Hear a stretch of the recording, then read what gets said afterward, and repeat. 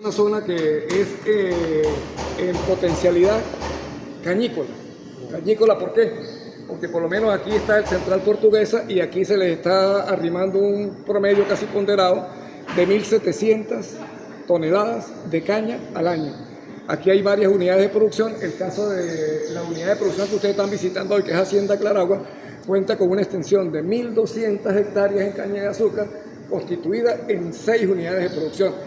Esto donde estamos en este momento es la finca Claragua. Hay otra finca que está en el sector de vía Dividivi, se llama Dividivi, que es otra unidad de producción que pertenece a las 1.200. Tenemos la zona de Barquisimeto, cuando ustedes entraron, ahí donde está la concretera a la derecha, se ven unas cañas, esa es la finca Santa Isabel, también es propiedad de acá. Aquí vía Acarigua tenemos finca Santa Teresa, aquí en Algodonal. Luego en la Potrero de Almo tenemos otra finca que se llama Santa Lucía y Chicharra. Esas son las 6 unidades de producción que conforman las 1.200 hectáreas del cultivo de caña de azúcar. La caña de azúcar es importante entender de que es una hierba perenne con tallos robustos y articulados, que dentro de los entrenudos tiene una sustancia que se llama sacarosa, que es el azúcar, un azúcar natural, que por medio de la cristalización y extracción conocemos lo que es la producción del azúcar grado 3 o azúcar de mesa, que es lo que utilizamos cuando nos tomamos los cafés. Eso es importante conocerlo por allí. El nombre científico es Acharon officinarum, ¿verdad? Es una angiosperma que pertenece a la familia Poaceae.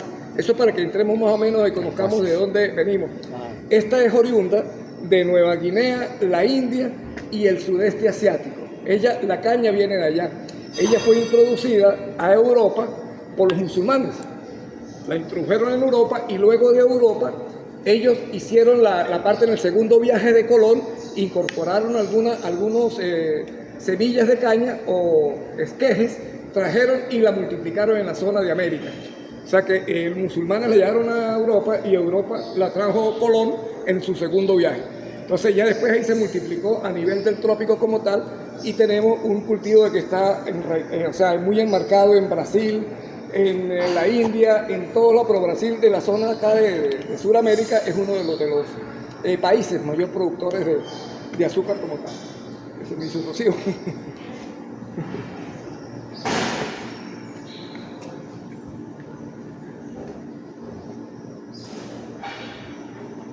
Bueno, el objeto básico de Claragua es proveer a la unidad agrícola de las condiciones apropiadas para obtener una máxima productividad. ¿Por qué decimos que una máxima productividad? Porque la idea es que el cultivo de caña de azúcar sea productivo tanto en toneladas como en azúcar. Cuando hablamos de azúcar es obtener unos grados Brix que sean significativos, que tengan un promedio de 8.5 a 9 y un rendimiento de 100 toneladas por hectárea. Es un número muy aceptable para que haya un margen de riesgo y beneficio y estemos por arriba del punto de equilibrio, ¿sí? Cuando hablamos de grados Brix, que es el azúcar en la caña, es como para que nos entendamos si hay una caña o una variedad que tenga un grado Brix de 8.5, es decir, llevamos 100 kilos de caña al Central Portuguesa, lo muelen y de ahí sacamos 8.5 kilos de azúcar, para que hablemos en cristiano. Si nosotros tenemos una productividad de 5 grados Brix, quiere decir que esos mismos 100 kilos de caña que estamos llevando al Central Portuguesa nos está produciendo 5 kilogramos de azúcar. Si te pones a ver, son 3.5 kilogramos menos que estás perdiendo en 100 kilogramos de caña de azúcar. La productividad de este año nosotros estuvo alrededor de 96.000 toneladas de caña. Logramos meter al Central 90.059 y nos quedaron diferidas 6.000 toneladas.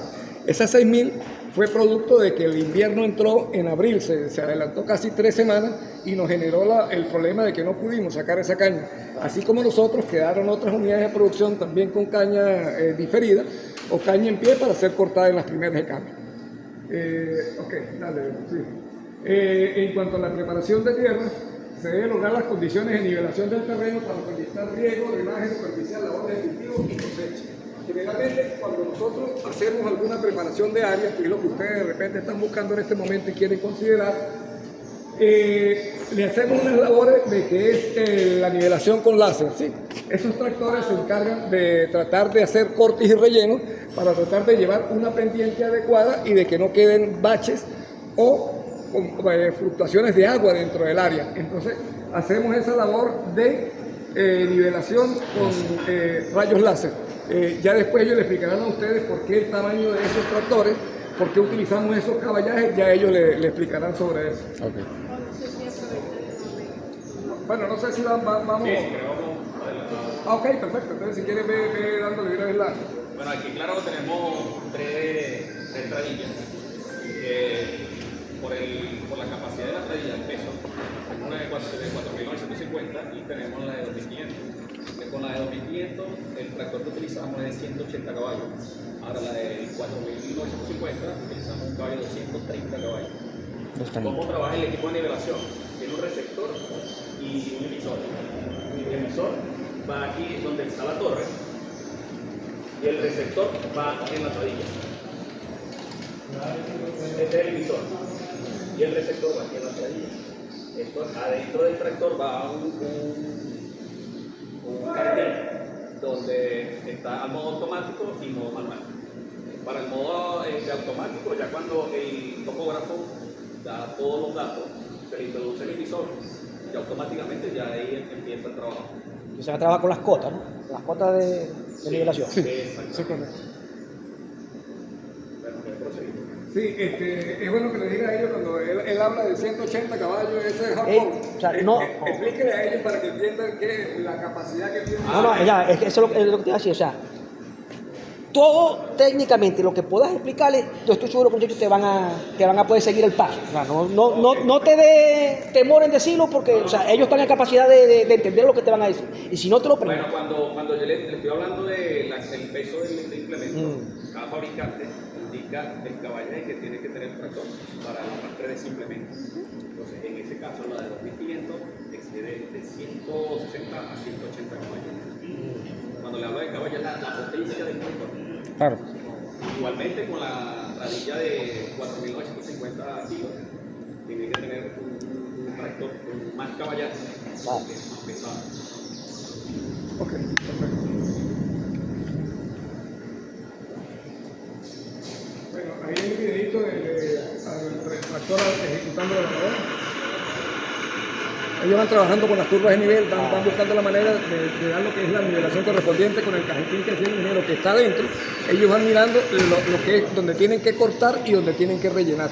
Entonces, a veces la tradilla corta y lleva para rellenar en la parte más baja. Pues, más ¿Qué baja. pendiente, qué porcentaje de pendiente le dejan al...? Bueno, generalmente se debe trabajar entre 3 y 5 es suficiente. O sea, ya una mesa de pendiente cero no nos conviene porque el agua va a quedar aquí. Pero ya tampoco nos interesa de que haya una pendiente muy pronunciada porque va a haber erosión de suelo. Entonces lo que buscamos es entre 3 y 5% de pendiente para que el agua de riego logre fluir y hacer un buen trabajo. También si le damos mucha pendiente, cuando metemos el agua, la estamos metiendo y ya está saliendo. Claro, no da tiempo vamos a hacer a tener riego. pérdida del recurso hídrico, que en estas áreas y zonas es muy valioso. Claro.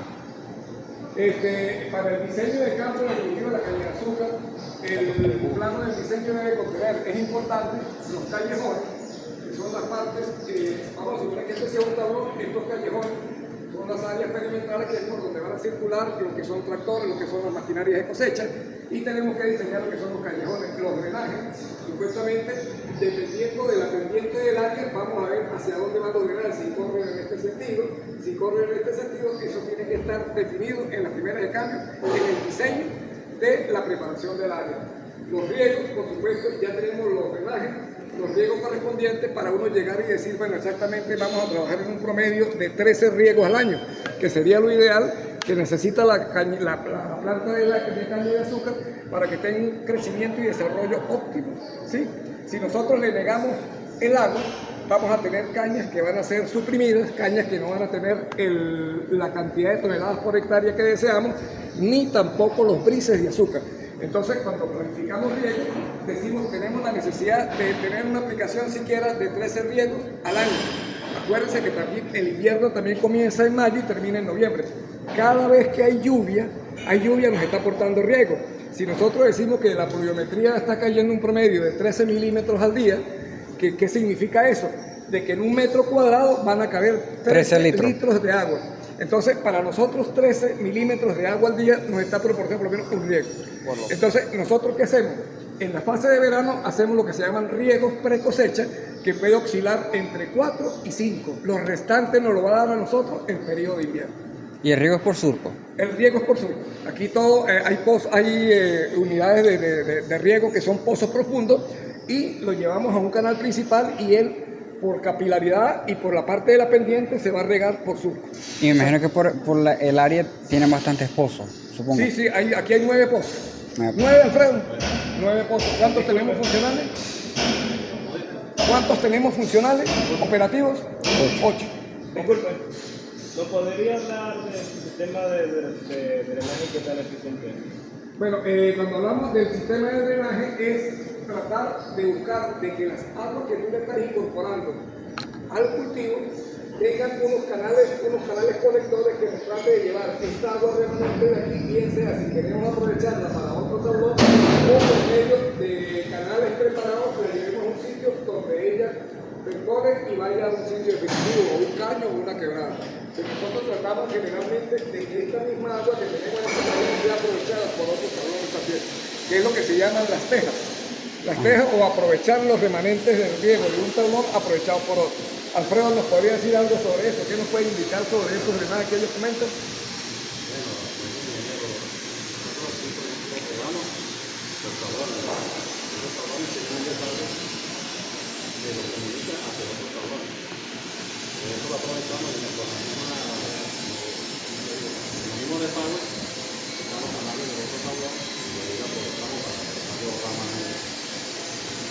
El recurso hídrico, perfecto. ¿Alguna otra Lo pregunta? hace más eficiente.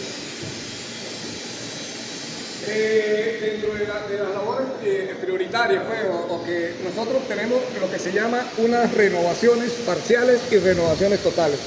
Una renovación total es cuando un tablón tiene una productividad que ha mermado por el acontecer de los tiempos, de los años. Por decirte algo, estábamos trabajando con 100 toneladas por hectárea, bajamos a 70, bajamos a 60, estamos en 50, 22 toneladas por hectárea, tomamos la determinación de hacer una renovación total. ¿Por qué? Porque realmente podemos hacer una resiembra, pero no vamos a llevar esa productividad a 70, 80, entonces se toma la determinación de hacer una renovación total. En una finca debería de haber, en el caso de caña de azúcar, unas renovaciones promedio del 20% del área. Eso sería lo debidamente técnico aceptado. A veces por condición de costos, porque esto genera costos altos, uno trabaja en base a 15%, 12%, de acuerdo a la disponibilidad, pero lo idealmente concebido sería el 20% del área cada año, de acuerdo a esos tablones que se van tendiendo productividad para poderlos renovar en su totalidad. Hay renovaciones parciales, que son un tablón que, por decirte algo, está en 72, 75 toneladas por hectárea, nosotros necesitamos llevarla como 90 y lo que hacemos es que preparamos de esa área la mitad, eliminamos la mitad del tablón donde está más desmejorada la caña y allí hacemos una renovación parcial. Hay renovaciones totales y renovaciones parciales. Para ambas renovaciones, siempre la primera actividad que se ejecuta es el subsolado. Este subsolado, el objetivo es rotular, descompactar y airear el suelo para que las raíces consigan una condición que sea favorable para el establecimiento de sus raíces. Son raíces adventicias y necesitan de que de repente el terreno esté suelto. ¿Cuándo se realiza? Cuando hay nivelación después de esto. Hacer una nivelación, venimos entonces con el rajado de la zona o el subsolado. Un subsolador de bastos rígidos, curvo o parabólico. Las condiciones del suelo que sea fiable, que sea factible, que lo permita, que no tenga humedad, que no tenga demasiados terrones.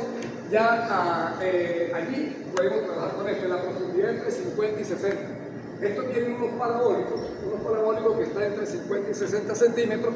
Ellos penetran completamente en la tierra y van descontracturando lo que son los terrones, claro, y favorece el establecimiento de la caña. La dirección, uno en dirección del surco y el segundo a 15 grados de la dirección del surco y un tercero paralelo a la dirección del surco.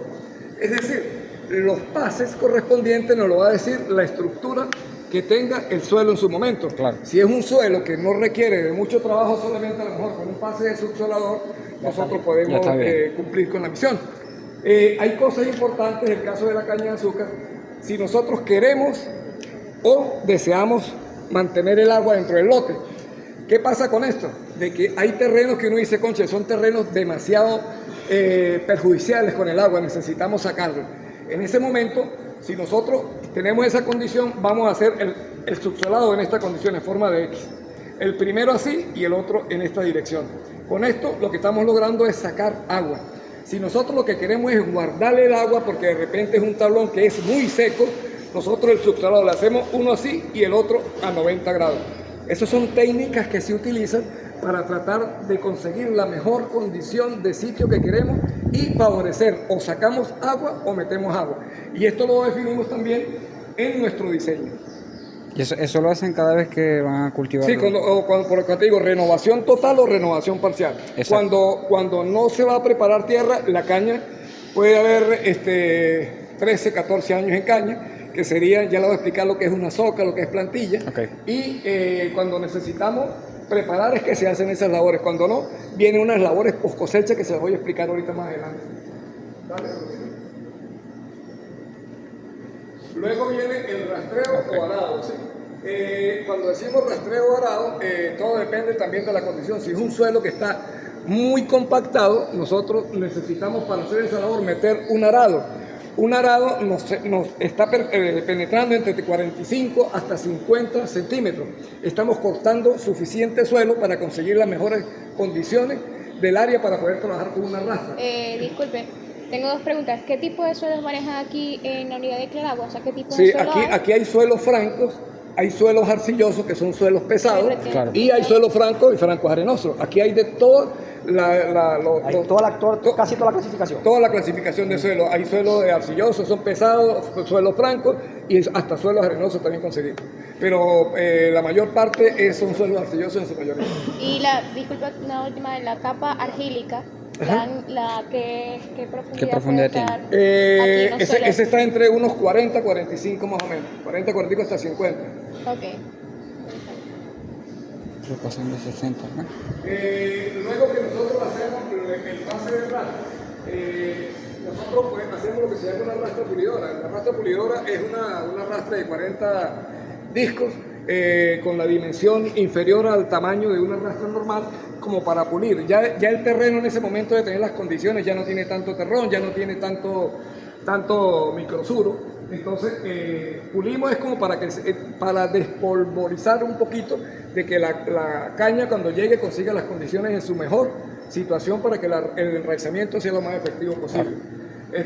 Rafael, yo creo que sería bueno hablar, porque ya hablamos del subsolador también, los caballajes que necesitas también.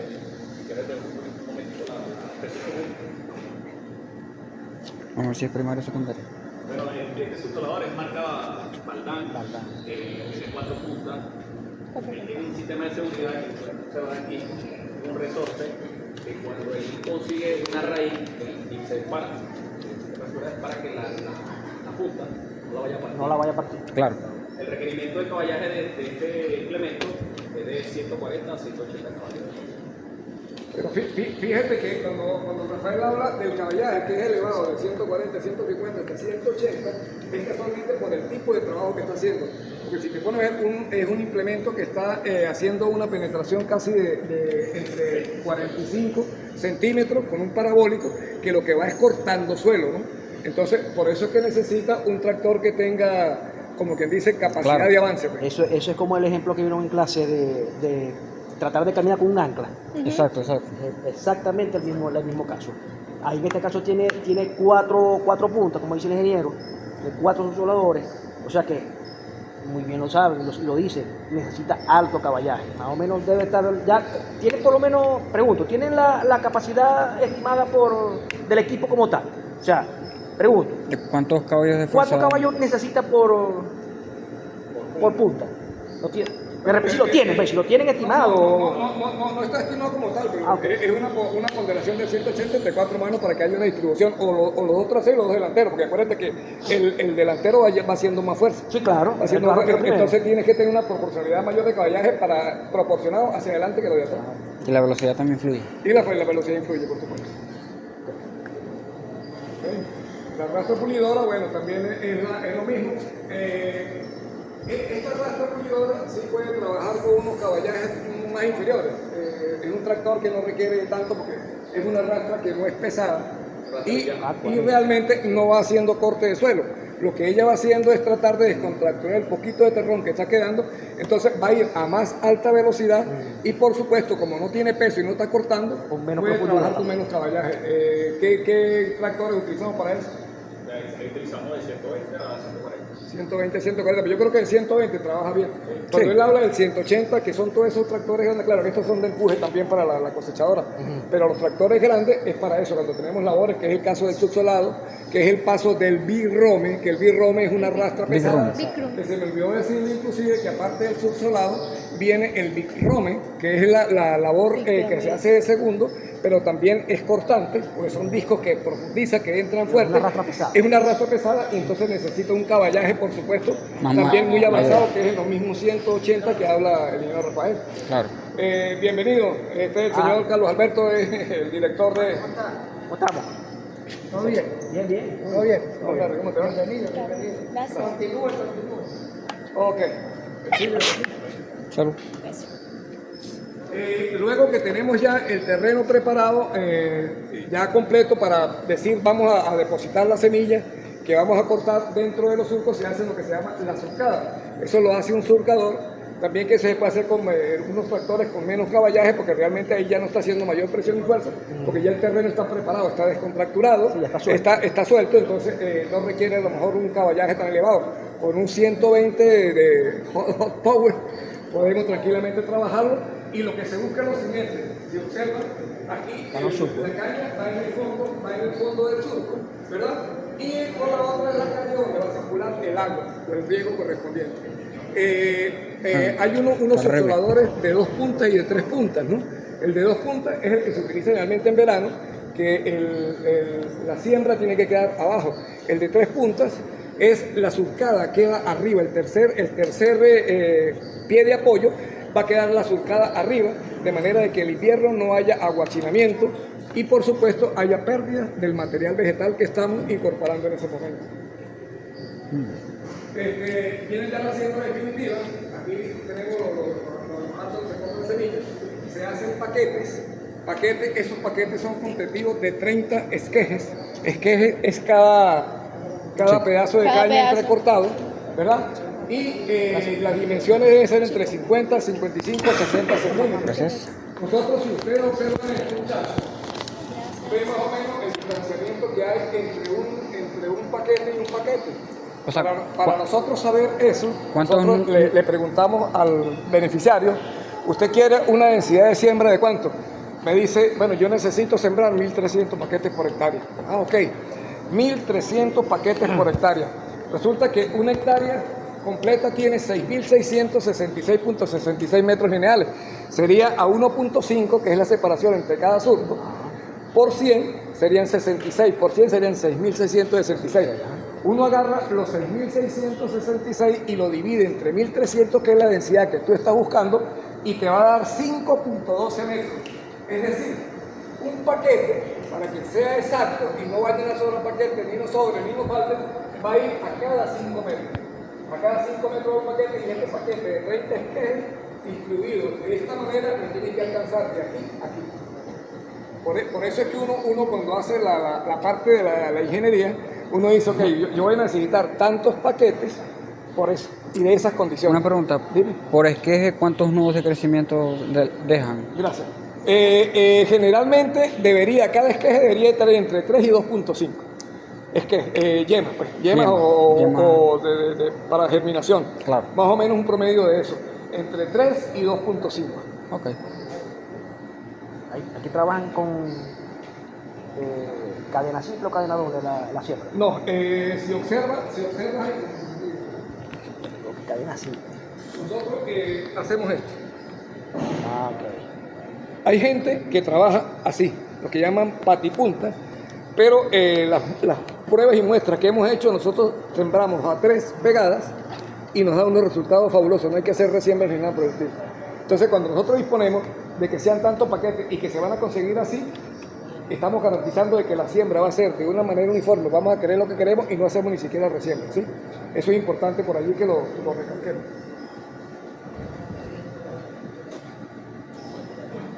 Bueno, Ahí llegamos en lo que es la parte de preparación de área cuando queremos una renovación de cultivo, ¿verdad? Cuando hacemos una renovación de cultivo en la parte del área de caña de azúcar se denomina plantilla. Plantilla es un año cero, es decir, es una siembra nueva. Cuando se corta al primer año es soca 0, al segundo año sería soca 1, al tercer año sería soca 2, porque cuando tú haces los inventarios correspondientes te dice variedad, tablón, fecha de corte y cuánto es la edad que tiene ella. Entonces es soca 1, soca 2, soca 3, soca 4. Una soca 14 tiene 15 años el cultivo produciendo. Generalmente el promedio ponderado debería ser entre 6 años, 5 años, pero eso nos lo va a dar a nosotros la productividad estimada en toneladas por hectárea. Mientras tengamos una productividad 85, 90, nosotros lo que hacemos son unas resiembras que después que se hace ya la cosecha, cuando viene antes del periodo de invierno hacemos unas cajas, hacemos unas resiembras, aquellos espacios superiores a 1 metro, ahí hacemos la caja y le metemos unos paqueticos de semillas y estamos uniformizando la cantidad de caña requerida para llevarla a 90-95 o mantenerla. Entonces, por eso es que se hace lo que se llama resiembra y no renovación. Ya en labores post cosecha, cuando ya entraron nuestras máquinas, hicieron la labor correspondiente de cortar la caña, de llevarla al central azucarero, ya vienen lo que se llaman las labores post cosecha. La primera que se hace es lo que es el sacatamo, sacar el tamo, todos esos residuos que quedan allí con un rastrillo. Nosotros los retiramos, los dejamos afuera para quemarlos allá posteriormente. Siempre, sin embargo, a veces quedan algunos residuos de ese tamo y nosotros hacemos lo que se llama una quema de tamo. Quemamos el tamo para dejar de que el terreno quede completamente libre y la cepa que está quedando allí logre emerger en condiciones limpias, en condiciones que no tenga dificultad para poder desarrollar, que tenga obstáculos, tamos, ramos, etcétera, etcétera. Esos tractores... la capacidad que necesita el sacatamón para el incremento es de 105 a 110 caballos, porque no requiere un alto caballaje. Sí, no es una labor tan pesada como la otra. Sí, simplemente es pasar rastrillo. Es un rastrillo. O sea, cuando hablamos de una labor pesada es cuando estamos cortando suelo, que estamos descontracturando. En ese momento se dice uno, cónchale, es una labor pesada y requiere de una máquina que tenga caballaje, que tenga fuerza, que tenga potencia. Porque el caballaje lo que es potencia. Porque no es el caso mucho del tamaño del tractor, lo que es importante es que tenga potencia y eso lo da el caballaje correspondiente. Pero aquí, como no va descontracturando ni va haciendo una labor pesada, con un 120 tranquilamente podemos trabajar. Dale, Rosy. Las rastras sanitarias. Fíjate que después que les hablaba que nosotros retiramos el tamo, tiene esta labor que es muy importante, se llama rastre sanitario. Nosotros en el periodo de invierno tenemos lo que se llama un control de plagas y enfermedades. En la caña de azúcar, yo no sé si ustedes la han escuchado, una cuestión que se llama candelilla. La candelilla es un insecto que quema completamente la caña, la calcina, todo lo que es la parte foliar y exposición se pone necrótica y no hay fotosíntesis. Claro. Entonces, nosotros con la rastra sanitaria, lo que hacemos es que se pasa la rastra a todo lo largo del tablón y ella va en la cepa haciendo como un corte para que los huevos de la candelilla, el sol se encargue de hacer su trabajo, quemarlos y no haya una proliferación abusiva de los mismos, que son los que nos causa la quemazón. Esa quemazón, cuando un lote se logra quemar completo, puede perder en peso aproximadamente entre 45 y 50 toneladas por hectárea. Eso se llama una desproporcionalidad del riesgo y beneficio. Se pierde mucha plata. Aparte de eso, como la exposición foliar, que es verde, allí se genera la clorofila, se genera la producción de azúcar y movimiento de azúcar hacia los tejidos, en este caso que son los tallos, no lo hace porque está completamente seca. Entonces no hay el proceso de fotosíntesis, por lo tanto no hay producción de azúcar y puede mermar de 8.5, de 9 grados, podemos caer a veces hasta 4 o menos. Y ya me entendieron cuando les hablé de que cuando estamos hablando de 4 es de 100 kilos de tonelada que nosotros molamos en el central, nos van a producir 4 kilos de azúcar. Si tú estás produciendo 8.5 en condición normal, estás perdiendo mucho dinero. El punto de equilibrio se está desproporcionando y allí ya no es ventajoso trabajar con esas condiciones. Por eso trabajamos con arrastre sanitario. Dos puntos. ¿Okay? Aquí con esta arrastre sanitaria nosotros utilizamos la arrastre 32 discos, pero con un punto o dos puntos. Es necesario abrir la completa la arrastre. Semicerrada. O sea, nosotros en eso le decimos, le diríamos ahí semicerrada. Cuando él habla de los 2 puntos es porque realmente la profundidad que está generando el corte del disco es entre 5 y 10 centímetros, que es lo que nosotros necesitamos para que el sol haga el trabajo, porque más o menos entre 5 y 15 centímetros están los huevos. Esos huevos quedan en diapausa de un año por otro hasta un año completamente ya insertos y no mueren. Cuando ellos consiguen las condiciones que es humedad y es luminosidad, ellos emergen. Y cuando emergen, salen los adultos, que son las famosas ninfas, que la llaman el salivazo porque están envueltas en saliva. Ellas se protegen de esa manera para no deteriorarse ni degradarse y garantizar la perpetuidad de su ciclo evolutivo. Entonces, cuando nosotros hacemos la arrastre sanitaria, es para nosotros una labor que es fundamental y vital. Eso no hay que dejarla de hacer. Influye directamente a la final de cuentas, influye directamente en la producción. En los rendimientos. En los rendimientos, exactamente.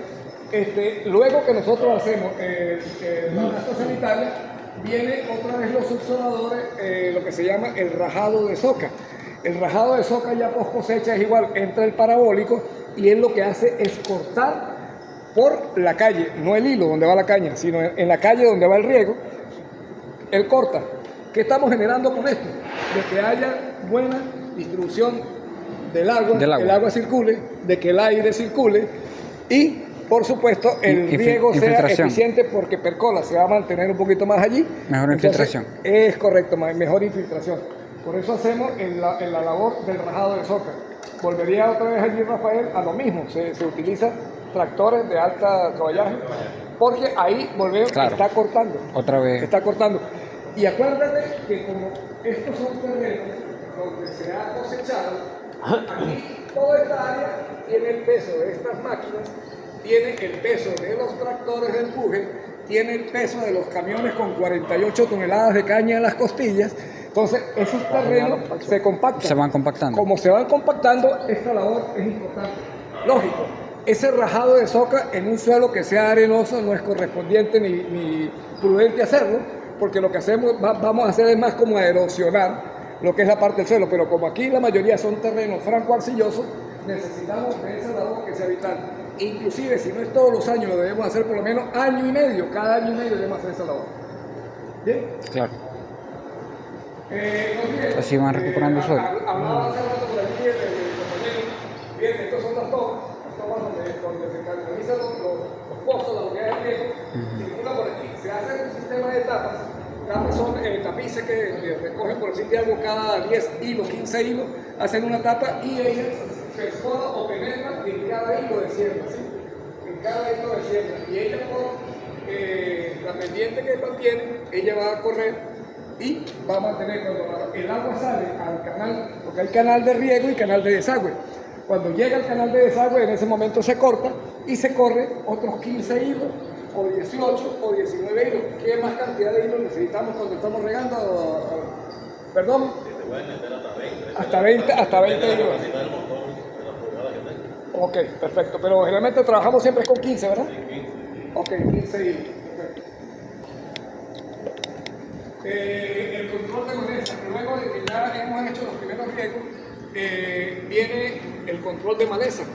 El control de maleza, hay unos controles que son preemergentes, que es antes de que bien salga el cultivo si es una siembra, o bien salga la cepa de la soca que se está cortando. Hay unas aplicaciones que son preemergentes y otras postemergentes. En este caso se observa aquí la pescadora de 600 litros con bajante, un tractor de alto despegue porque es alto caucho, y hasta entra el menos proporción el tamaño de la caña. Esto es un control post-emergente. Entonces, es bueno de que cuando nosotros tenemos siembras nuevas o tenemos una cosecha que el tablón lo amerite, deberíamos hacer lo que se llaman aplicaciones de preemergencia total. Esa preemergencia total nos da una residualidad y aparentemente puede ser hasta 50, 60 días. Si tenemos 60 días que le tenemos controlada la maleza de que ella esté creciendo sin competencia, le estamos garantizando de que la caña vaya en lo limpio. Cuando tú tienes un componente de maleza dentro de la caña, cada semana está perdiendo en promedio entre 7 y 8 toneladas por hectárea. Entonces, de allí estriba la necesidad de mantener un buen control de maleza. Acuérdense que lo que le está diciendo el ingeniero, lo que le estamos dando es la ventaja al cultivo, es lo que aquí a la empresa comercialmente le interesa, tener ese cultivo lo más limpio posible para que pueda expresar su mayor potencial en función de los grados brillo y el azúcar que ellos están buscando. Como lo estoy diciendo, ya ustedes lo vieron allá, con control preemergente o en este caso postemergente al cultivo. ¿Okay? O sea, lo importante es que la Lo que le está dando ventaja al cultivo con respecto a la maleza. Eso es correcto. Y lo otro, Rafael, ahí trabajamos también con tractores de bajo caballaje. Sí, ahí lo utilizamos de 90 y 100 caballos. 90 y 100 caballos, porque lo mismo. Claro, ahí lo que necesita es potencia para las pejadoras. Potencia para las pescadoras, correcto. Entonces, y por supuesto que los hidráulicos estén en buenas condiciones para que suba y baje el implemento como tal. Pero ahí, dice Rafael, 90, 120 estamos trabajando bien. La fertilización. Aquí está, esta empresa cuenta con esta pescadora, que es una pescadora que se llama 4 paquetes. Perdón, abonadora 4 paquetes. Esos 4 paquetes, porque ella asperja, hace labor de subsolado, hace labor de cultivador y aparte de eso hace labor de aporte. Entonces, si tú ves aquí, ella va, los discos van aportando, aquí va el subsolador haciendo el trabajado también de una vez y va haciendo también la incorporación del fertilizante. Claro, disminuimos pases y costos del implemento, combustible y todo. Sí. Se hace todo de una vez. Todo, entonces eso es una ventaja y ya por lo menos fíjate que si este cultivo tenía maleza, cuando estos discos están haciendo la labor de aporte, fíjate cómo va quedando limpio la calle. Después si nos queda alguna maleza que esté en el hilo, nosotros lo que vamos a ir rematando con una triple, ametrina, amina, bien sea initox o conate, hacemos el quemado en la base. Sí, pues ya es un control más dirigido. Más dirigido, Sí. correctamente. Aquí sí, por supuesto, Rafael, es un... Sí, aquí por lo menos el implemento, aquí nos está haciendo 4 labores. Son los implementos que están haciendo 4 labores. Con el ingeniero. La capacidad que necesita ese implemento son 140 caballos, nosotros aquí tenemos 150 caballos, 10 caballos más de eso. Ok, ahí está un videito trabajando la paquete.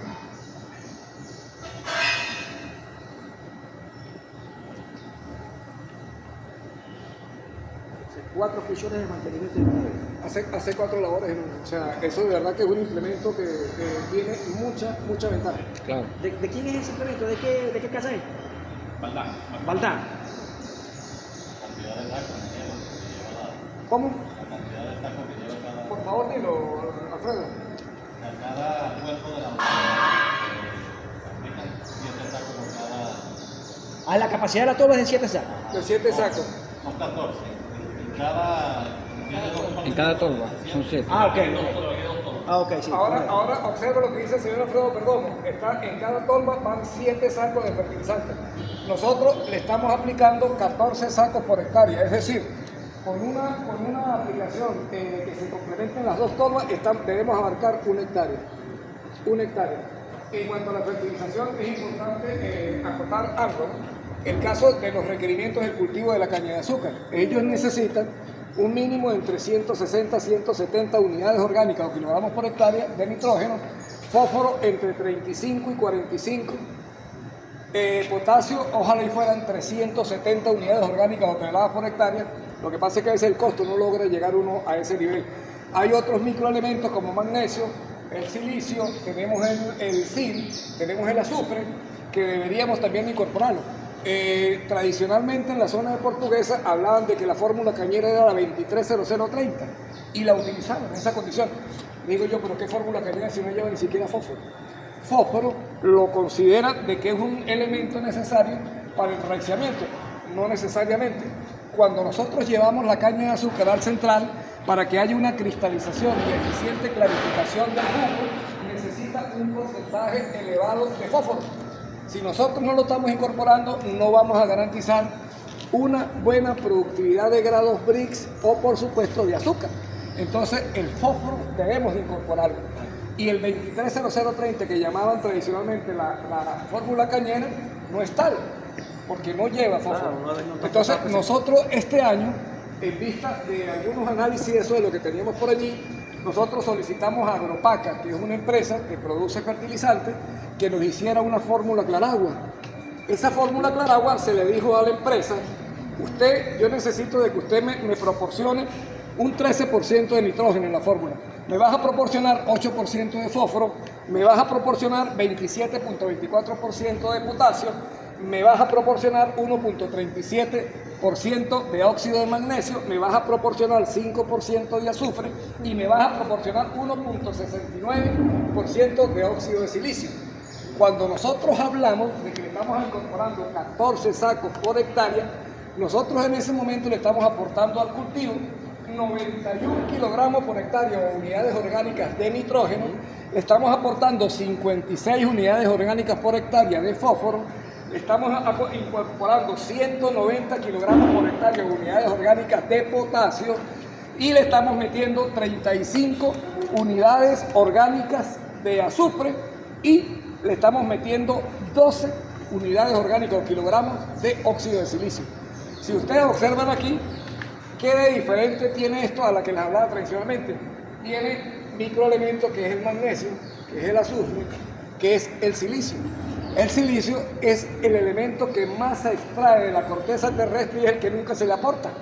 Para el caso de la candelilla, ella fija una película porque es un vidrio, un silicato, es un vidrio, y ella evita de que el insecto perfore con su aparato bucal para depositar la enzima que es la que genera la quemazón en la caña. Entonces, el silicio es muy importante. Anteriormente no se consideraba, ahora nosotros lo consideramos. Y para fortalecer el nitrógeno que está abajo, que son 91, estamos haciendo un abono de 3 sacos por hectárea de urea, que serían 150 kilos, que nos proporcionaría 69 unidades orgánicas para llevarlo a 160 kilogramos por hectárea de nitrógeno. Entonces, ya con esto, la caña se da por bien servida. Entonces, ¿qué debemos hacer nosotros en el momento de que estemos haciendo algunas evaluaciones con cualquier cultivo? Vámonos a un análisis de suelo. El análisis de suelo y después vamos al requerimiento del cultivo. ¿Qué necesita el cultivo para obtener los mejores rendimientos e incrementos?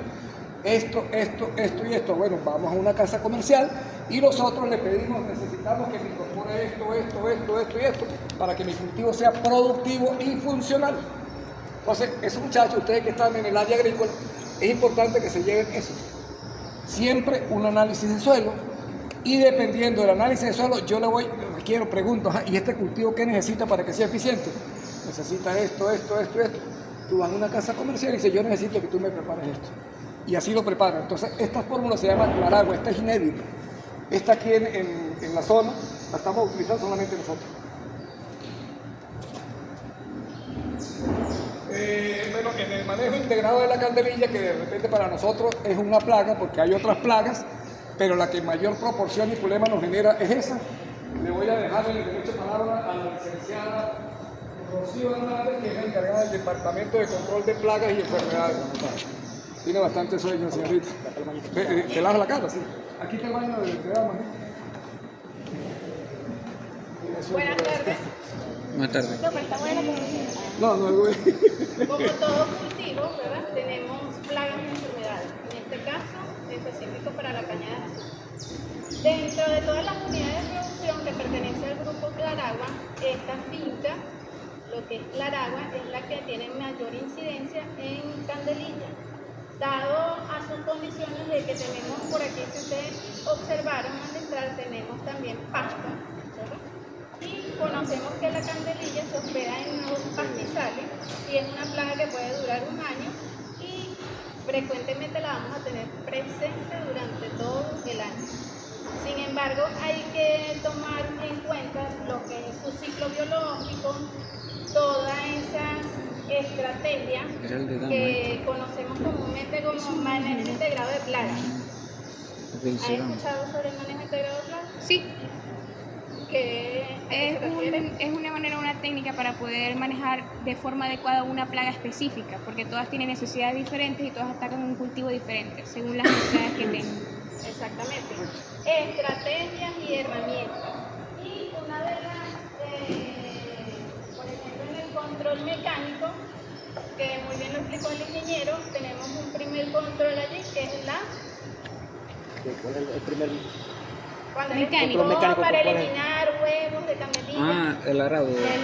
No, la rastra la sanitaria. La rastra. Ese es un primer control. La rastra sanitaria. O en la sopa. Sin embargo, En la soca, sí, en la correcto. sopa. Sin embargo, Pero, ¿qué hacen? O sea, ¿voltean? ¿O para que pueda No, ser? la rastra sanitaria solamente remueve una capa de alrededor unos 5 centímetros. 5 o 6 centímetros de la cresta del surco. Ustedes saben que la caña es un surco y una caña. Entonces la rastra pasa por arriba del surco. Aún con la caña allí, Claro. se recomienda que posterior a la cosecha, luego pues, le dijo el ingeniero, sacar resto de cosecha y seguidamente la rastra sanitaria, no que haya ya rebrote. Cuando Pierden el rebrote. Pierdes algo de rebrote, ¿no? Nosotros ahorita cuando vayamos al taller le vamos a mostrar una rastra sanitaria de verdad, una rastra sanitaria única y exclusivamente para rastra sanitaria. Conocemos como rastra sanitaria unos discos que van en vertical o con una mínima inclinación lateral para que haga el trabajo, para que rasguñe. Pero aquí en Venezuela no hay eso. Aquí en Venezuela se utiliza una rastra común y corriente que pasa por arriba. ¿Qué es lo que, o sea, en grosso modo lo que está diciendo ya Carlos? La confrontación que se da en la concavidad del disco, cuando él se confronta a medida de la rodadura, si está más perpendicular a la rodadura, se confronta más. Eso hace que profundice un poco más el peso, más la condición del suelo. Al ser más longitudinal al surco o a donde va la caña, ella lo que va a hacer es que lo que va a rasguñar arribita, va a romper esto nada más. Ajá. 5 Por ahí centímetros. En vez de entra profundizar, lo que va a romper arriba, que es donde están los huevos de porque la ahí se localizan los huevos y esto, al hacer esa labor, se deshidrata Se pone los al huevos sol y se muere, y bajamos se come. lo que es Claro. la población. Hay menos incidencia. Porque yo pensaba que la rastra sanitaria, me imagino, que iba abajo en la calle. No, eso es aporte, es distinto. Sí. Bueno, para nosotros allá en Chile, por ejemplo, o sea, para que no le decimos rastra sanitaria, sino una rastra de control, por ejemplo. Control, sí. Es una rastra, como lo digo el ingeniero ya, semicerrada, 1 o 2 puntos. Correcto. Lo que va es confrontando poco el suelo y lo que va raspandito arriba. Eso es lo que hacemos nosotros Ahorita allá. van a conocer La van a ver allá una como es. rastra que es única y exclusivamente para eso. Ok. Porque aquí en Venezuela tradicionalmente se utiliza una rastra de tiro Ajá. abierta a 1 o 2 puntos, 2 puntos. si es muy atrevido 2 puntos. Pero el maltrato, como íbamos a hablar específicamente en mecanización, por eso está la gente de John Deere y le van a explicar con especificaciones de la cosecha, que es lo más complejo.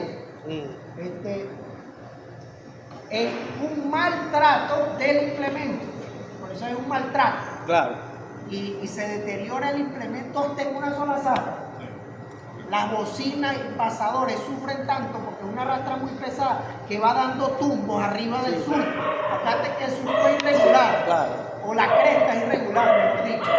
Y sufre demasiado la rastra. Y estamos hablando que una rastra vale $14,000 nueva. Imagínense, mientras que tú puedes tener un implemento así de sencillo que hace lo mismo. Y carga la mitad de los discos que una rastra normal.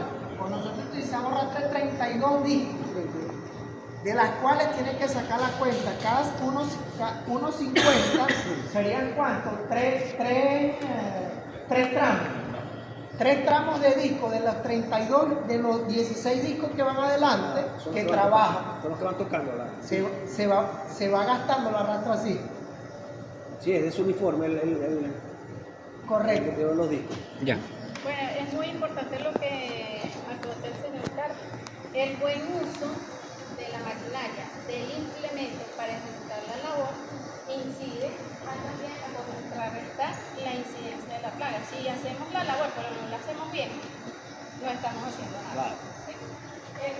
Rocío, ya un momentico para aclararle algo a ello. Cuando él habla de rasta control, que es la misma rasta sanitaria, es importante que ¿qué es lo que hace el canicular? Se encarga de la floración o la disposición del sol a los huevos, los quema. Hay gente que a veces comete el error de que pasa la rastra sanitaria hoy y al día siguiente le mete agua, error garrafal. Porque usted lo que necesita es que el sol haga el trabajo. Exacto. Entonces No, hay gente, porque es que una vez le decía yo a un productor, pero es como un metico, es que el disco no parte los huevos, el disco no rompe los huevos, los expone. Entonces cuando tú le metes agua le estás creando el caldo de cultivo para que la candelilla se multiplique por 3 veces. Entonces no, tú haces el trabajo y dejas por lo menos 10, 11 días para que el sol haga el trabajo y después si vienes con el agua. Entonces es importante que consideren eso. Bueno, también tenemos la aplicación de control biológico, control físico, combinado y biológico más combinado. Entre ellos tenemos el cañón, ¿verdad? Tenemos la aplicación con dron y las aplicaciones con bombas de espacio, ya bien sea para el control de nido. Todo esto va a depender del monitoreo que se le haga a la plaga, la toma de decisiones. ¿Sí? Todo lo que están diciendo lo que usan aquí. Ya llevo 53 minutos de video. Después podemos, bueno, ahí, Claro, a grosso modo, porque usted sabe que este es un mundo, ¿no? Sí, no. Aquí podemos durar 2 días hablando de biología. Hasta más. Tenemos el control etológico con el uso de trampas, el control biológico por medio de hongos entomopatógenos, las liberaciones de potencia para el control de diarrea. Ve, interesante. No quise, como dice, específicamente como es maquinaria de implemento, bueno, entramos a lo que en esta etapa que estamos nos encontramos en monitoreo de candelilla fuertemente y se encuentra en las adecuaciones de la maquinaria a la ruta de cosecha.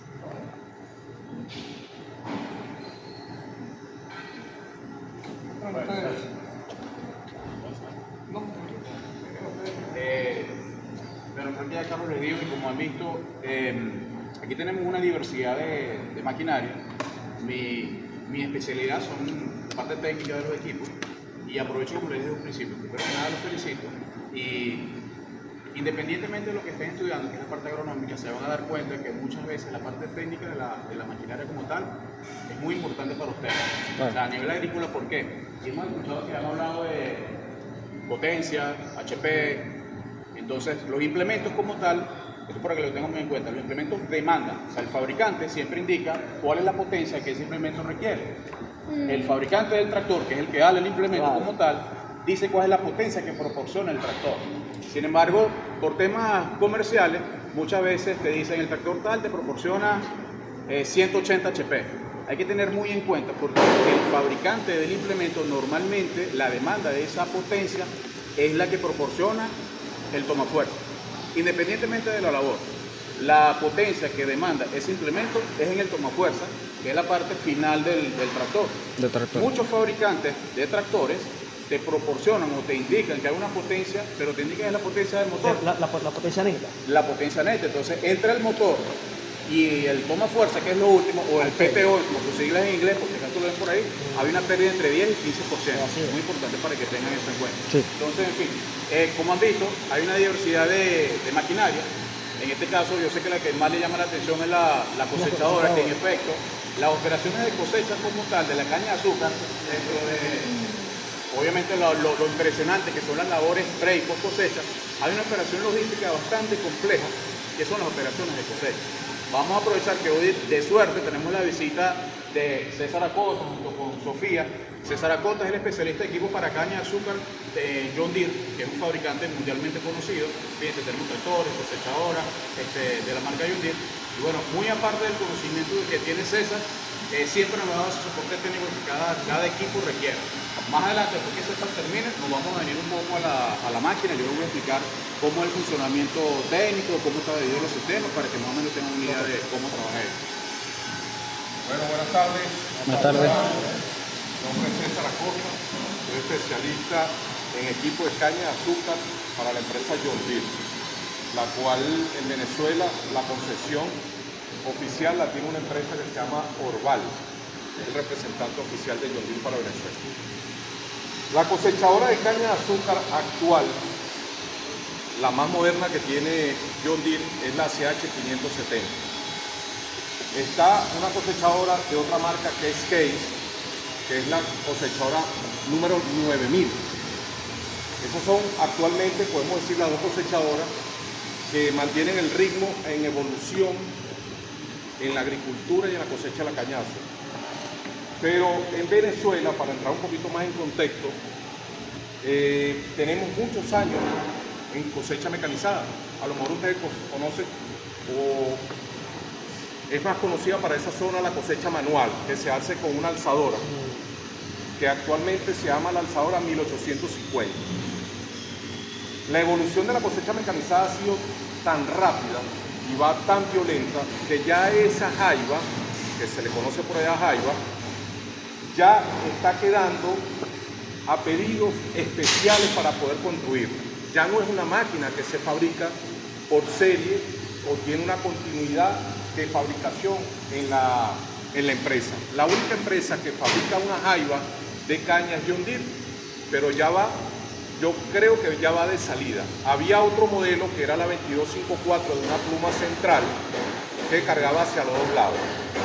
Ahora bien, ¿dónde creen ustedes que se empezaron a hacer los primeros ensayos de cosecha o dónde se utilizaron las primeras máquinas de cosecha mecanizada en Venezuela? Aquí en Portugués. Pero hable sin miedo. Bueno, yo le voy a dar una primicia. Siempre los zulianos siempre tienen lo mejor y todo eso, ¿no? Ahora sí te van a decir. Ya Ajá. le dijiste la pepa el queso. Ahora sí. La pepa el queso. Sí, efectivamente Portuguesa tuvo unos alcances también rápidos, pero realmente quienes tuvieron las primeras máquinas cosechadoras de caña fue en Central Venezuela, que está en el estado Zulia. Ya es tu tierra, Nelson, de tu tierra. ¿Quién es de Cajaseca? De ahí de la zona, no es exactamente de Cajaseca, pero de la zona. César levantó la mano, lo que pasa es que le iba a decir, la Azucarí. La levantó con miedo. Yo soy del Batey. Pero ya no hablo zuliano. ¿Es Tucaní el mismo tucanizón? Sí. Yo soy del Batey, nací y criado en el Central Venezuela. El papá de mi abuelo fue uno de los ingenieros fundadores del Central Venezuela en 1914. El primer central azucarero en Venezuela se hizo en el estado Zulia. El azúcar se sacaba en piragua, desde Bobure a Maracaibo, antes que hiciera la carretera. Ese central tuvo las primeras máquinas que fueron las TOF. Después llegaron la CLAS y la CLAS Lento. Después tuvieron la PTK, que eran unas máquinas cubanas. Ese central después sacó la cosecha mecanizada por cuestiones de campo, que ahorita vamos a ver algo bastante interesante. Ese central, el nivel freático era muy elevado, las máquinas en aquel momento eran más rudimentarias, eran más pesadas y no era tan eficiente la cosecha mecanizada. Tanto así que en aquel momento todo se manejaba a través de guaya. Ahorita tenemos una máquina que tiene 23 computadoras, para que ustedes sepan, tiene esta máquina de caña.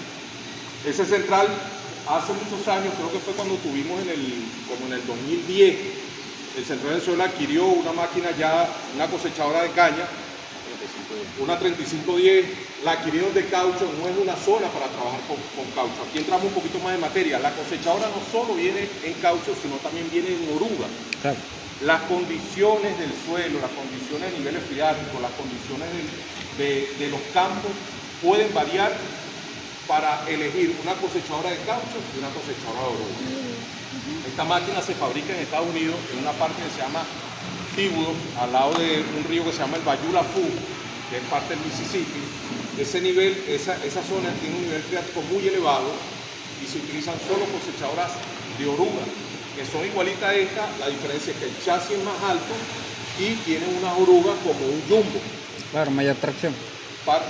Sí y no. Tiene su propio con. Sí y no.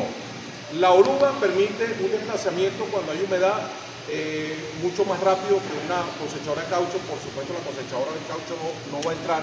La estabilidad del corte, tanto en terrenos secos como en terrenos húmedos, es mejor la oruga.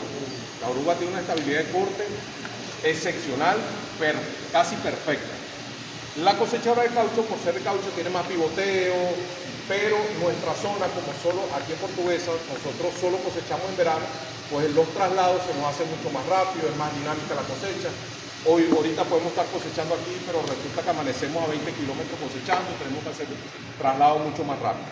Primero, bueno, que le haga comentario de lo que es la parte de la compactación. El oruga son 2 ejes, los otros son 4. Sí. Entonces, también eso es La oruga compacta menos. compactamente. Esta cosechadora compacta más, hay más distribución de peso en la oruga que con la Porque la cosechadora oruga de son caucho. 2 ejes, los otros son 4 ejes. Entonces hay 4 puntos de compactación, esto tiene 2, entonces eso es importante. Hay una distribución de peso con la oruga y compacta menos. Es menos, Ustedes saben que es una oruga primero, ¿no? Sí. Ustedes saben que una oruga es una rueda motorizada hidráulicamente, distribuida con unos rodillos y en una cadena ancha. Más o menos, ¿de cuánto es esa oruga? Ese es como de 7 metros. Esa se inventaron primero con los De tanques de todas guerra. formas, la tienen ahí en la diapositiva. ¿Qué mejor? Mira. La diapositiva que tiene, ahí Esa está. de oruga. No tiene cauchos o llantas, sino No, ya es dijeron, una especie de como un oruga. tanque de guerra. Ah, eso mismo, ahí está. Así mismo. Entonces, la complejidad de la cosecha mecanizada dentro de toda la labor de la caña de azúcar, pudiéramos decir que es un submundo. ¿Por qué? Porque una cosechadora de caña involucra un tractor de empuje, involucra unos camiones. Es un submundo total en la parte de la cosecha. Es el principio y el fin del cultivo, ¿verdad? Es el principio, porque cuando cosechamos viene el tema de la soja, y es el fin del cultivo, pues tenemos que recogerlo para llevarlo al central. Ese trato es sumamente importante y las cosechadoras se han venido desarrollando a través del trato que se le está dando al cultivo. ¿Por qué tenemos 23 computadoras ahorita actualmente? Porque ya esta cosechadora, esta que está aquí, esta que ustedes están viendo, tiene un monitoreo digital automático a través de cámaras y sensores que en el mismo instante nosotros podemos regular la extracción de materia extraña, que ya la van a ver por dónde se hace. Entonces, eso no lo teníamos indiscutiblemente antes. Yo empecé a trabajar con las Cameco, esa fábrica la compró John Deere, y en la primera cosechadora que yo me monté, no fue en el Central Venezuela, fue aquí, y fue una 2500 Cameco. Esa máquina tenía una particularidad, imagínense cómo hemos avanzado, porque tú ponías a cortar esa máquina, y tú te podías bajar de la cosechadora, verla cortando y caminar al lado de ella, y ella no se paraba. Esta cosechadora que está aquí actualmente, si tú te paras del asiento en la cabina y dura 5 segundos, la máquina se apaga, por medidas de seguridad. Claro, siempre tiene que estar alguien pendiente. Todo eso hemos avanzado. Desde una máquina que podías dejarla cortando solo, hasta una máquina con unos sensores que se apaga solo. ¿Hasta preguntas? Es un complemento que le quiero hacer. Él habló de materia extraña. A ustedes no le sonó que es materia extraña, que dice que tiene una peculiaridad que puede. Materia extraña es lo que llaman entrada. Entrar son impurezas. Esas impurezas vienen de hojas, cogollos, raíces, tierra, todo. Si tenemos un track de 14%, es decir, de 100 toneladas que estamos llevando al central, 14 migres. Entonces, por eso es que se busca la manera de que la impureza sea lo menor posible, o materia extraña, de la cosecha, ¿sí entienden? ¿No? Raíces, hojas, cogollos, etc. Sí. Entonces, ¿qué conseguimos cada vez? ¿Qué buscamos, mejor dicho? Cada vez con maquinaria, en este caso como John Deere, ser más eficiente en eso. Cuando allá va mayor cantidad de materia extraña, lo que está diciendo el ingeniero, no crean que eso nos dan un aplauso cuando es menos, no lo descuentan. Entre más trae el más Hay penalidad. Hay pérdidas, hay penalizaciones económicas. Entonces ahí es tan importante llevar una buena materia prima al ingenio, y eso lo conseguimos no por hacer la cuña con esta máquina. Y él sea con esta máquina o una máquina parecida a esta. ¿Aquí alguien una pregunta? ¿Cómo llegó a trabajar en la John Deere? ¿Cómo? ¿Cómo llegó a trabajar en una de las empresas más prestigiosas de marcas de John Deere? Bueno, yo llegué del Central Venezuela, pues trabajé y estudié ahí. Llegué aquí en finales del año 2000. Llegué a trabajar en el Central Amajagua, un central que debe estar a 20 kilómetros, 20 kilómetros de aquí.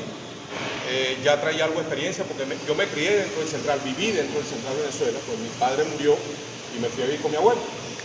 Llegué aquí y trabajé como jefe de cosecha mecanizada con el ingeniero Francisco en esa época.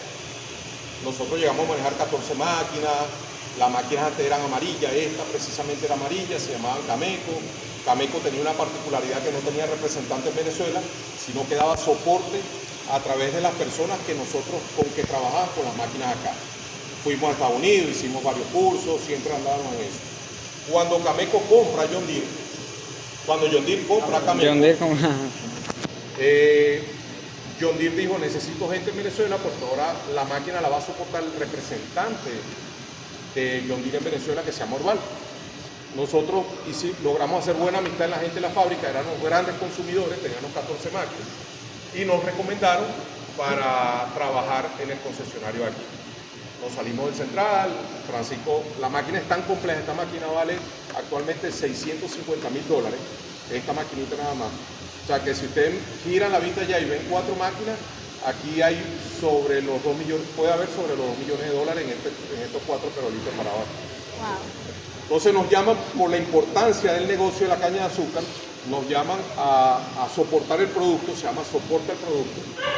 El ingeniero Francisco se encarga y se especializó en todo lo que es la parte mecánica, hidráulica y eléctrica, y la máquina, por ser tan grande y tan compleja, necesita lo que se llama un especialista de producto. El especialista de producto, que soy yo, da el soporte de entrenamiento al personal, de entrenamiento a los operadores, de dictar las charlas de buen uso del equipo, montarse en esa máquina, que nos vamos a montar ahorita todos, menos mal que somos poquitos, y pues ahorita debe tener aproximadamente unas como 173 calibraciones que se hacen a través de una pantalla y las estás haciendo también en vivo. O sea, ya no es solo montamos y manejamos, sino estar haciendo calibraciones constantes del equipo. Dependiendo de las condiciones que nos consigamos de un terreno a otro, lo puedes volver a calibrar, la máquina sube sola, se para sola, te dice la cantidad de vueltas que das en el campo, te dice la cantidad de distancias que la maneja sin carga en el motor, que es tiempo perdido, te da la cantidad de caña que estás cortando, te va regulando la materia extraña que el ingeniero ya le dijo que es algo muy interesante que hace la máquina. La máquina es tan compleja que realmente necesita 2 personas para su entendimiento y poder transmitir todo ese conocimiento, que no tiene nada que ver con lo que vuelvo y repito, se especializó Francisco en ese momento, que era la parte mecánica y hidráulica, que es cómo funciona el equipo. Claro. O sea, yo sé cómo hay que calibrar y ajustar la máquina. Tengo conocimiento, por supuesto, de la parte mecánica y hidráulica y viceversa. Pero ya la parte de reparación es tan compleja también que la vamos a ver, la cantidad de bombas que tiene, el motor, todo eso, que se necesitan prácticamente 2 especialistas. Mire muchachos, el ingeniero habló de levanta sola, ¿no? Cuando levanta sola, se refiere a la altura de corte de la caña. ¿A eso te refieres, verdad? Sí, correcto. Entonces, ¿qué es lo que pasa? Acuérdate que el azúcar fluye desde la superficie del suelo hacia arriba. Entonces, cuando hay las otras cosechadoras es por niveles, creo yo, ¿no? Los operadores es por niveles, a veces de aceite. Ok, entonces están viendo una altura de corte. Esta máquina automáticamente la hace, porque en la altura de corte debe ser por lo menos en esta proporción, para que quede la mayor proporción de azúcar en el vagón y no nos quede en el terreno. Porque si me está quedando una altura de corte estamos dejando el azúcar en el terreno. Entonces esa máquina regula eso cuando dijo levanta sola, ¿no? Ustedes entendieron el ingeniero cuando le dijo que la mayor cantidad de jugo con azúcar está en la parte de abajo. Sí. ¿Sí lo entendieron? ¿No? Ustedes seguramente cuando han estudiado el cultivo. Con un corte no al ras, o bien setear la máquina para que haga un corte lo más bajo posible, que limpie el campo, te asegura a ti que mande la mayor cantidad de azúcar al ingenio, ¿no? Pero ahí viene otra, lo que le está diciendo, ¿tiene cuántas configuraciones? Debe tener ahorita como 160 y pico configuraciones. Imagínense lo complejo que es la máquina y lo capacitado que tiene que estar usted, en este caso el ingeniero Francisco y César, para tú entender la máquina, para poder tú traducírsela al operador y hacerle entender ellos que la máquina tiene eso. Porque ha pasado que tiene una máquina de $600.000 y la carga limpia y sabe qué corta alto y qué corta abajo. ¿Me entiendes? Para que usted vea la importancia de documentarse antes de montarse en una máquina de esa cualquiera. Lo que dice el ingeniero, fíjense cómo vamos atando cabo de una cosa y la otra. El ingeniero habló de la distancia del corte abajo, pero eso no lo logramos o no lo logra la máquina si yo la agarro nueva y la suelto en cualquier terreno. La máquina es inflexible por unas cosas que vamos a ver ahorita. ¿Por qué? Porque ella tiene que cumplir unos estándares de fabricación. Yo no voy a llamar, y el ingeniero no me va a llamar y decir, fabrícame una máquina porque mi terreno es sube y baja, baja y sube y tal, y tengo 8 grados de inclinación y así la quiero. Ah, bueno, te voy a doblar el chasis más de este lado que del otro. La máquina es rígida. Lo flexible es el campo. El campo me permite ser flexible. Entonces yo tengo que, para lograr esos objetivos, de un buen nivel de corte, una buena extracción de materia extraña, una colocación adecuada de la máquina, debo en el momento de preparar el terreno, que fue con lo que arrancó el ingeniero, debo hacer una buena preparación del campo, pensando también pensando, porque hay que pensar en todo, en el cultivo, en el riego, de hecho hay que pensar hasta por dónde sopla el viento en el cultivo de la caña de azúcar. También tengo que pensar en ello. Por aquí había una pregunta, antes de continuar, ¿no? Así funciona la cosechadora de caña. Esto que está acá se llama el despuntador. El despuntador básicamente tiene unos niveles, que es este que se ve ahí arriba, donde va cortando el cogollo, donde no hay azúcar, donde es materia extraña, donde es hoja, va cortando a nivel de cómo va la caña. Si la caña la tengo caída, me va a bajar el cogollo, lo voy bajando ese despuntador. Tiene la capacidad de copiar la altura y cuando sale y entra el corte, él vuelve otra vez a nivelarse a donde quedó. Después pasa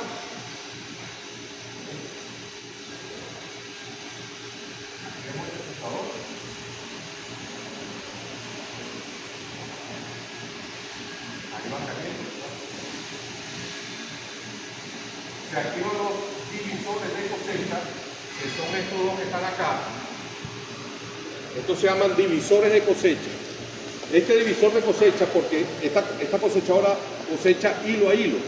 Cuando yo tengo una distancia de siembra mínima de 1,50, que es el mínimo en que se siembra la caña de azúcar, algunos siembran 1,40 y bueno, hay otros sistemas de siembra que si por goteo, pero el más tradicional es a 1,50. Este rodillo divisor hace que la caña entre y este rodillo divisor trabaja de forma contraria para sacar la caña que se ha quedado unida una con otra por diferentes razones, se cayó, el viento, etc. Porque ella solo va a cortar en el hilo que va cortando. De ahí se activan los rodillos tumbadores, rodillo tumbador 1 y rodillo tumbador 2. El rodillo tumbador que vemos ahí, él simula la mano no dominante del machete del cortero de caña de azúcar. ¿Cómo corta un cortero manual la caña? Si mi mano dominante con el machete es la derecha, yo tengo que darle una inclinación a la caña y corto. Esa pequeña inclinación me da un ángulo de corte perfecto para que el corte sea exacto de la caña, para que sea un solo corte. Esos rodillos tumbadores simulan, alinean y inclinan un poco la caña para que después la corte esto que se llama el cortador de base. Esto que está aquí, que son 10 cuchillas en 2 platos que van haciendo este giro y van cortando. Cuando yo corto la caña, detrás de este cortador de base hay un rodillo bateador que impulsa la caña a unos rodillos alimentadores. Vale destacar desde que yo estoy cortando desde el tumbador, todos estos rodillos de los divisores, la caja cortador de base y el bateador también me van limpiando la caña por raje. Ellas la van rajando y tratando también de quitar materia extraña. Está todo diseñado con algunos ámbitos que tienen los rodillos para que ellas vayan raspando. Después yo llego a una caja picadora, que son 8 cuchillas en 2 tambores, 4 y 4, que se van solapando cuchilla por cuchilla y van cortando trozo por trozo. Esto ya cae picado en una cesta, que también la vamos a ver ahorita, está en la parte de atrás, y está el ventilador primario.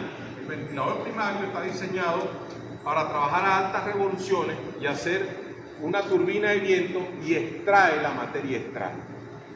Esos ventiladores antes eran de metal, eran un poco rudimentarios en las primeras máquinas. Ahora estos ventiladores están diseñados de forma diferente, que tienen cámaras y sensores. Cuando yo no tengo mucha materia extraña, ¿verdad? Ese sensor me baja la velocidad del RPM por 2 razones principales. La primera, no voy a botar los trozos de caña porque el ventilador está soplando muy duro, y voy a ahorrar combustible, que hoy día en cualquier maquinaria el ahorrar combustible es fundamental. Cuando nos regalaban el gasoil aquí, nadie le paraba bola a eso.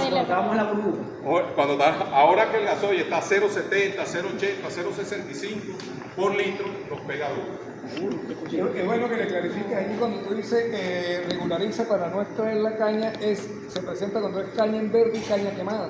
Cuando hay caña quemada no hay tanto que extraer de ese ventilador primario. Cuando es caña en verde es mucho lo que tiene que extraer, entonces eso es lo que... Automáticamente ella ¿Quemada? ¿Ustedes siempre lo hacen quemada o...? Las dos cosas.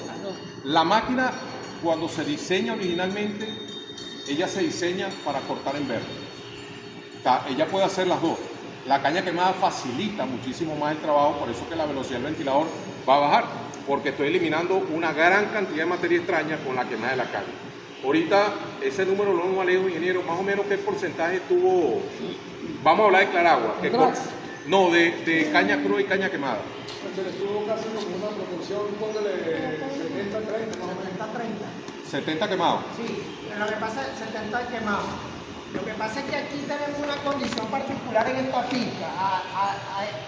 Claragua, no sé si le dieron a ingeniero, le contó que Claragua es una empresa con un grupo de fincas. Aparte de la mecanización, tenemos 6 unidades, digamos, codependientes de este centro de operaciones. Claragua tiene una particularidad que tiene 3 caseríos dentro de la finca.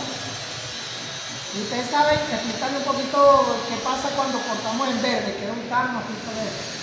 Cuando se corta en verde, cuando hay caserío cerca, siempre hay problema en las dos situaciones. Cuando se corta en verde, hay demasiada materia extraña y hay que limpiar eso y también hay que quemarlo. Entonces, y cuando quema es peor por el tema de los caseríos cercanos. Lo mejor y el que da menos impacto es cortar en verde. Menos impacto ambiental, de contaminación. La cosechadora, al caer en esta canasta, sube a lo que se llama el elevador. Aquí va subiendo la caña. Este elevador está perforado para que ese roce de subir la caña también ayude a botar basura por el elevador. Y aquí pasa, y hay un último ventilador, que es el ventilador secundario, que es un ventilador con menos capacidad que el primario, ¿verdad? Pero con una eficiencia también para terminar de limpiar la materia extraña. Ojo, estoy hablando como si ustedes fueran especialistas y fueran operadores, porque ese es el deber ser de haber tirado ese viaje tan grande para irse con el mayor conocimiento posible. Los ventiladores no hacen el trabajo solo, no lo pueden hacer solo. El buen uso de la cosechadora desde el despuntador en adelante, teniendo los rodillos alimentadores bien reparados, con todas estas pequeñas láminas que ustedes ven aquí, todo esto para raspar la caña. Todo esto ayuda a que salga el follaje que le está quedando a la caña, para limpiar. Desde este punto, la máquina empieza a limpiar la caña para tratar de sacar la mayor cantidad de hojas que pueda tener una caña completa y tratar de aliviar mucho el ventilador primario y el ventilador secundario y el elevador. Las cuchillas de esas trozadoras deben estar bien afiladas, porque cuando yo corto la caña debo cortarla por completo, porque así como corto la caña por completo, voy a cortar la hoja que me pasa la picadora por completo. Si yo no corto la caña por completo y me queda un hilo porque tengo las cuchillas desgastadas, también va a quedar el hilo pegado en la hoja. Y el ventilador puede llegar un momento en que no va a poder extraer esa hoja porque no se cortó completa como el serpentín de la piñata.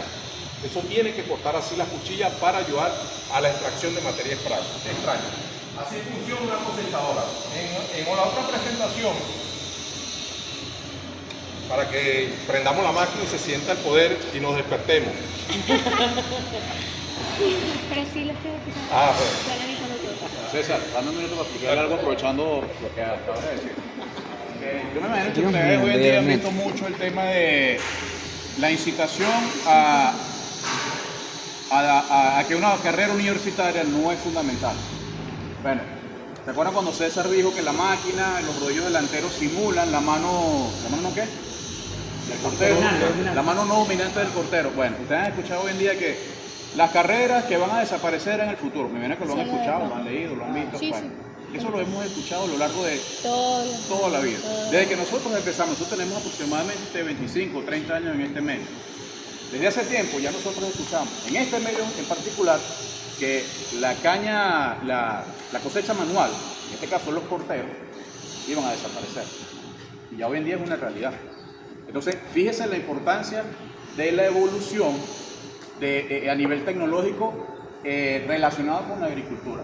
Muy importante lo que ha dicho el ingeniero Roberto, Rocío, por supuesto, y hoy en día lo que está diciendo César, la parte de evolución de maquinaria, porque es importante ese conocimiento que ustedes de repente se enfocan mucho más en la parte agronómica, pero estos conocimientos básicos hay que saber. ¿Por qué? Porque la especialización de César en configurar esas más de 100 calibraciones que tiene la máquina hoy en día, este modelo en específico, imagínense que estamos prestando servicios, porque esto es un servicio que se presta.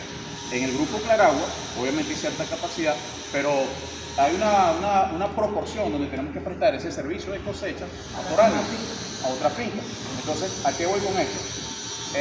Vino César junto con el operador, ya tenemos uno de los operadores, que también, imagínense la magnitud de la responsabilidad de trabajo que tiene, de que no le prestamos la camioneta, pero le damos para que maneje una máquina y que bote más plata.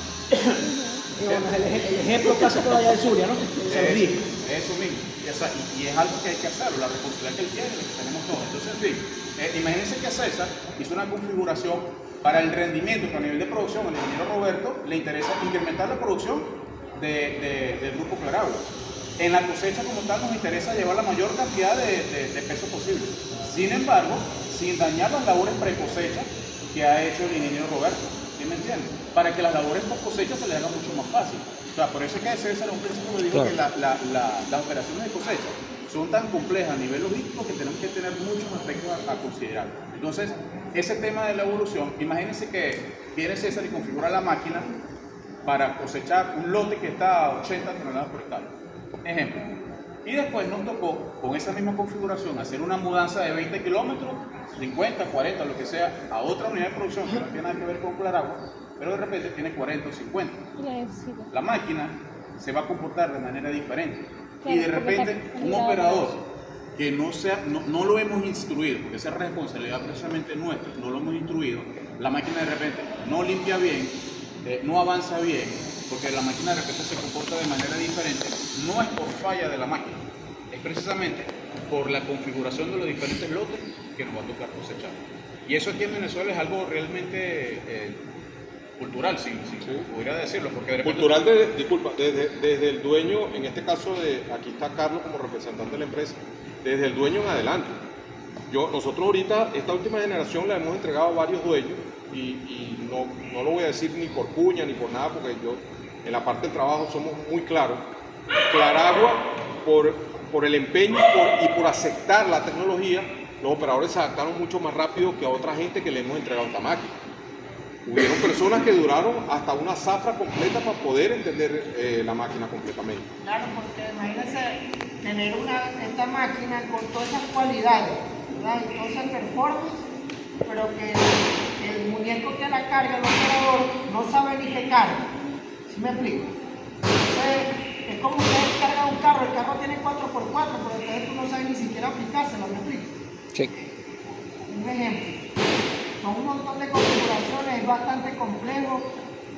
primero tienen que entrar por el dueño, ¿no? Después procesarlo ellos como encargados y después el operador capacitarlo. Hay que invertir al operador en la capacitación, porque si no, esa máquina que tiene toda la plata del mundo, no, te la vuelve a chatar.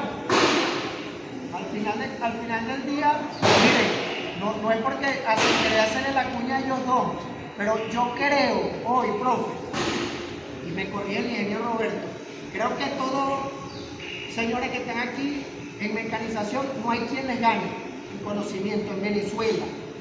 En Venezuela, para que ustedes vean quién le está comunicando un poco hoy de lo que pasa y que no pasa en la caña de azúcar.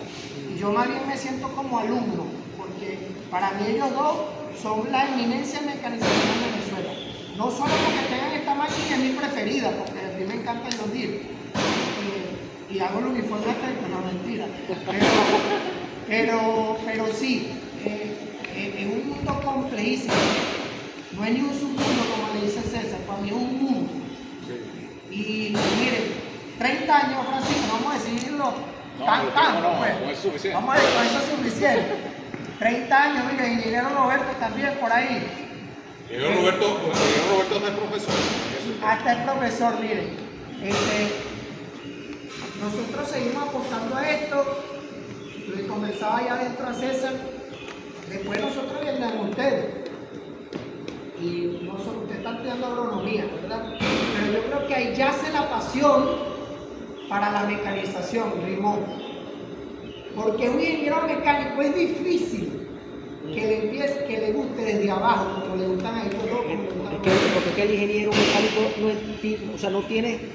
no ve o no entiende los procesos que no solamente son mecánicos, sino que son los procesos biológicos que tiene que saber también. Que se van a integrar a la maquinaria también.